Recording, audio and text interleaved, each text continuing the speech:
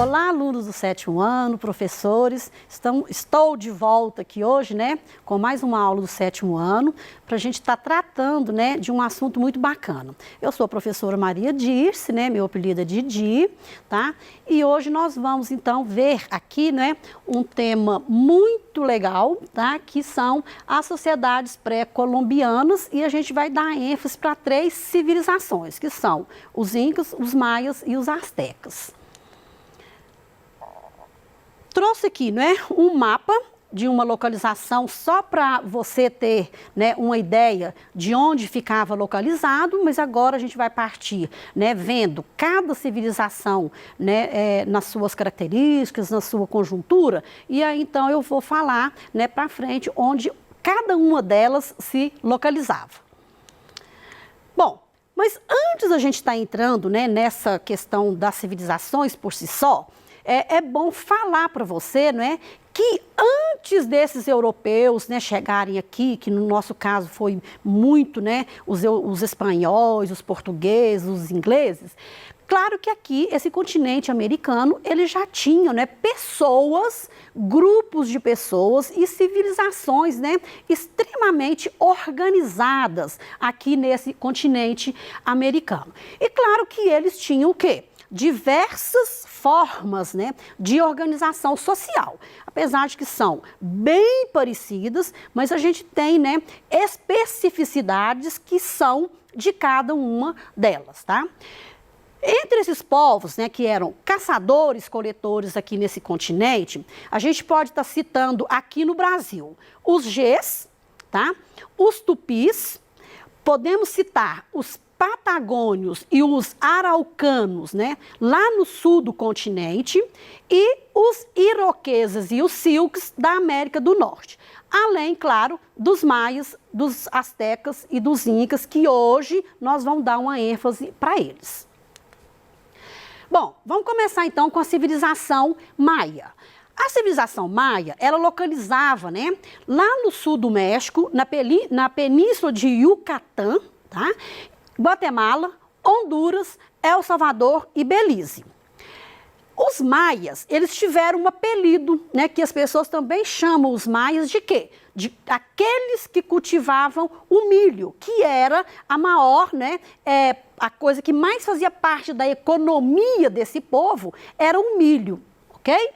Eles então, né, esses maias, eles se organizaram em cidades-estado, independentes. O que significa isso? Que cada cidade e estado tinha, né, o seu administrador, né, que a gente chama de imperador, que a gente chama de rei, depende, né, da cidade. Mas elas eram totalmente, né, descentralizadas, não constituía um império centralizado, já que cada cidade e estado tinha o seu comandante. Bom, cada, então, né, território tinha lá o seu comandante, e lembrando que o poder dentro dessa cidade e estado, ela era transmitida por hereditariedade. O que significa isso? É que o pai, né, ou a família passa para o filho. Se o pai, né, que era lá o imperador, o rei, ele não tinha um descendente, né, filho, ele então ia para as gerações seguintes para estar escolhendo essa pessoa que ficaria no lugar dele. A economia maia, então, como eu falei, ela era baseada na cultura do milho, mas é claro que ela tinha outros produtos, né? Porque uma civilização, ela não vai sobreviver com um único tipo de produto, né, alimentício.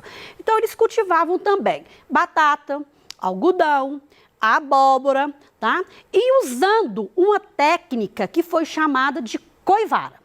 Essa técnica, ela é usada, por incrível que pareça, ela ainda é usada nos nossos dias atuais por pequenos produtores, principalmente, né, aqueles produtores de comunidades, como as comunidades quilombolas, as comunidades indígenas, as comunidades ribeirinhas.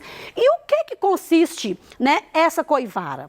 Você vai lá, né, no lugar que você vai fazer o plantio, você corta os arbustos, as folhagens que ali estão, coloca fogo. Esse fogo, né, claro que ele vai estar limpando essa área onde né, as pessoas querem fazer o plantio, e aí a cinza desse fogo, ela servia de quê? Serve, né, de adubo, né, para fazer o plantio e ali colher muito. Só que tem que fazer uma ressalva. Essa coivara, ela de certa forma, né, claro que ela degrada, tá, muito a paisagem, porque se eu queimei, ela vai levar muitos anos para ela estar se reabilitando. Então, de tempos em tempos, quem trabalha com o processo de coivara, a terra precisa ser, né, modificada, eles têm que mudar de locais para essa terra ser descansada. Bom, o comércio deles, eles não utilizavam moedas, eles não conheciam as moedas, portanto, então, o comércio deles era só na base de trocas de mercadoria. O meu excedente eu trocava com o meu vizinho, né, com as pessoas que moravam ali próximo e assim sucessivamente.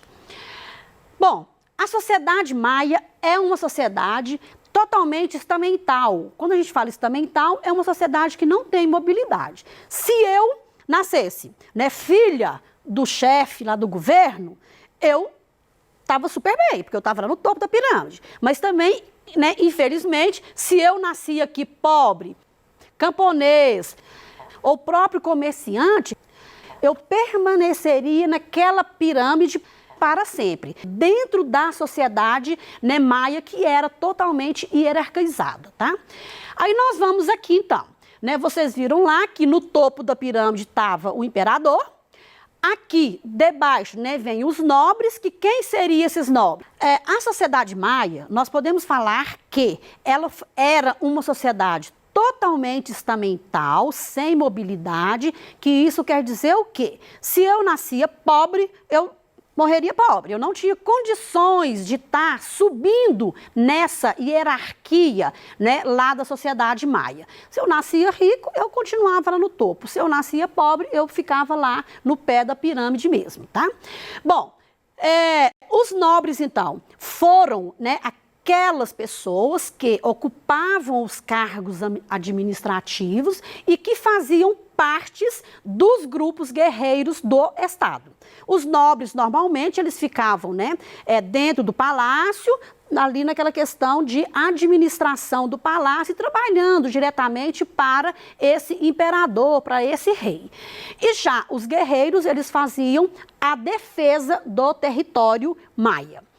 Os sacerdotes zelavam pelos cultos, tá? E era, né, dentro da cultura maia, esses cultos, né, eles tinham tanto sacrifícios como oferendas. Eles poderiam estar oferecendo animais para esses deuses e poderiam também usar de sacrifícios, inclusive com sacrifícios, né, humanos.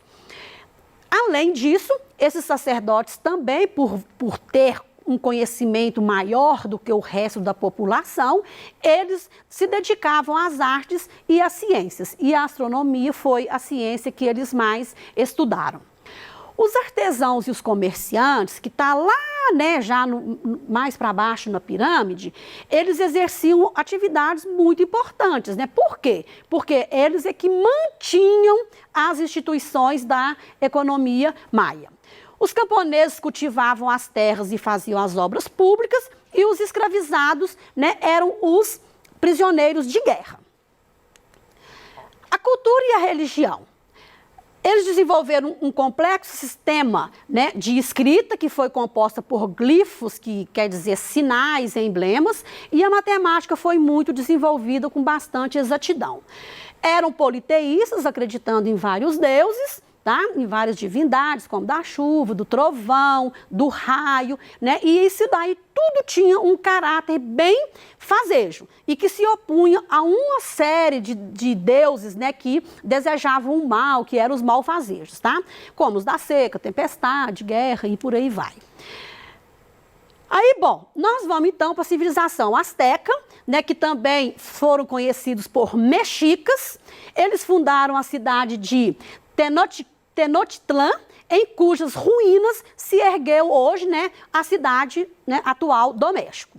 Os astecas construíram uma vasta, uma avançada civilização que incorporava elementos culturais de vários povos. Eles habitaram, então, a América Central e parte da América do Norte. A capital, né, era Tenochtitlan, atual cidade do México, era caracterizada pela participação da população, que é uma coisa muito interessante. A população, independente se ela era pobre, mas ela participava. Aqui ficava de fora as mulheres e as crianças e, se não me engano, os escravos, tá? Os clãs, né, dentro dessas cidades, eles tinham autonomia administrativa, divindade própria, templos, terras, etc. Agora tem uma coisa que era muito estranha, né? Ou sei lá se é estranha. As leis dos clãs, gente, dessas famílias, eram extremamente severas com aqueles que deixavam ou que atrapalhavam a organização social. Então, por exemplo, ladrão, né? Pessoas que talvez mexiam com a mulher do outro que era casado, todas essas pessoas sofriam sanções extremamente severas, porque eles entendiam que elas estavam atrapalhando o andamento social, né, dessa civilização. A pirâmide está aqui, então, né, em cima, o imperador e nobres, camponeses e artesãos, e lá na ponta, os servidores e escravizados. Também era uma sociedade totalmente estamental, sem mobilidade.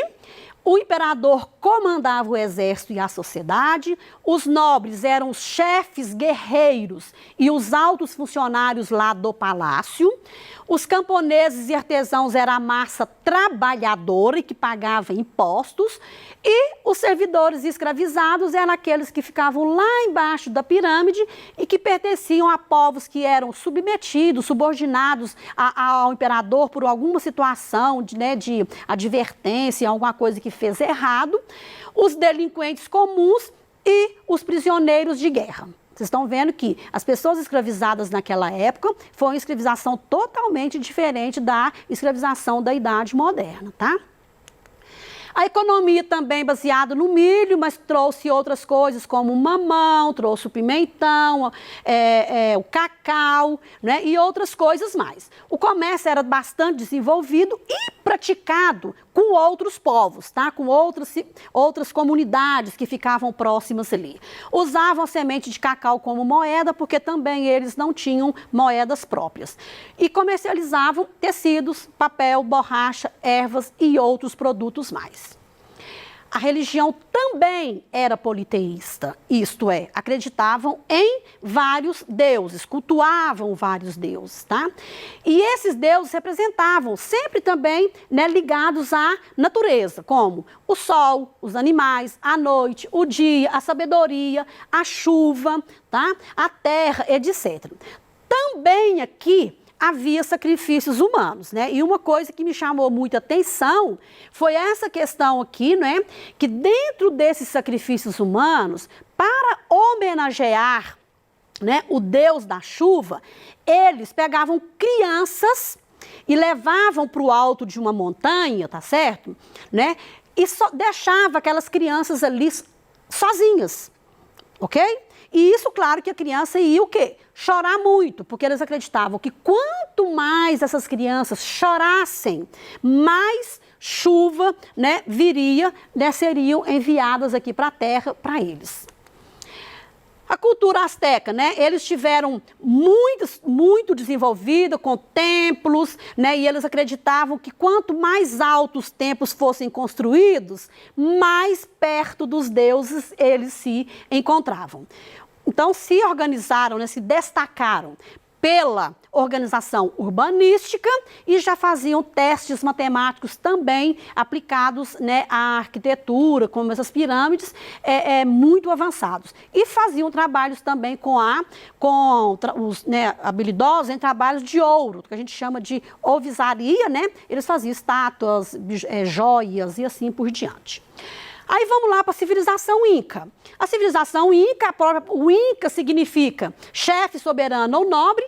Ela desenvolveu lá na América do Sul, ao longo da Cordilheira dos Andes. Ocupou as terras que hoje, né, pertencem a Peru, Equador, parte do Chile e da Bolívia.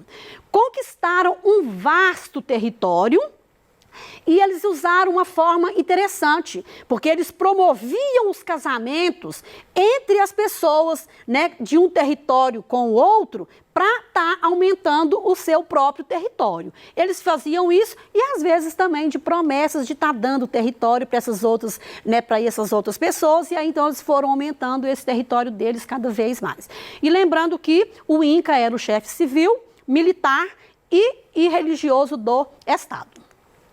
A monarquia que era hereditária, tá? Também passava de pai, né, para filho. A capital do Império Inca foi Cusco, cidade onde vivia o Inca, que também podia ser chamado de Sapa Inca, que foi o governante absoluto. Também eram politeístas, adoravam diversos deuses, sempre também ligados a elementos da natureza, como o sol, a lua, o rio e assim por diante. As divindades recebiam oferendas, inclusive sacrifícios humanos. Então, vocês podem notar que as três civilizações, todas elas, né, a forma deles adorarem os seus deuses, não tem muita diferença entre uma civilização e a outra. A sociedade aqui também era fortemente estratificada. Eu diria que das três civilizações talvez seja a sociedade Inca que é a mais estratificada mesmo, que você não tinha condição mesmo de sair daquela situação que você nascia, tá? O imperador, né, que era o chefe mesmo, ele era dado que ele era o filho, né, do Deus Sol. Os nobres e sacerdotes ocupavam os cargos religiosos, administrativos, né, e de chefia militar, tá? Os artesãos e comerciantes eram os ourivos, os marceneiros, pedreiros, etc. E claro que lá no pé da pirâmide, a gente tinha os camponeses, que eram os trabalhadores do campo, e os escravizados, que eram, infelizmente, os únicos que pagavam, né, impostos aqui, tributos para o rei. A economia inca também era baseada na agricultura, tá? Mas eles também tiveram outros produtos como a mandioca, milho, algodão, batata, amendoim. A lhama, né? É um animal que servia de transporte, fornecia couro, esterques e carne e também lã. Aí esse pessoal inca, então, eles desenvolveram o quê? A tecelagem. Tá? Praticava irrigação com a construção de tanques e canais, e o comércio também era realizado, né, a base de troca, porque eles também não tinham moedas. A cultura inca foi extremamente importante e desenvolvida, porque eles conseguiram, inclusive, fazer túneis, pontes, e eles, né, não tiveram escrita. Tá? É a única civilização, né, que não teve escrita de forma nenhuma, foram esses incas. Tá? Eles mostravam tudo, então, através das histórias, que é a oralidade, e através de desenhos. E a arte funerária mostrava-se através de máscaras e nos seus ritos, né, nos seus rituais.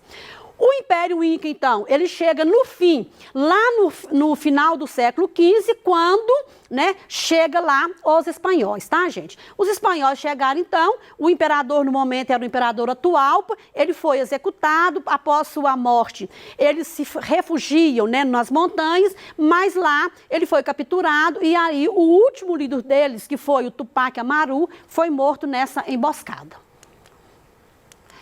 A nossa aula chegou ao fim, mas nós vamos dar continuidade, né, nessa aula aí nas próximas semanas. Eu espero que vocês tenham gostado, aproveitado. Aí, enquanto isso, fiquem em casa e até breve.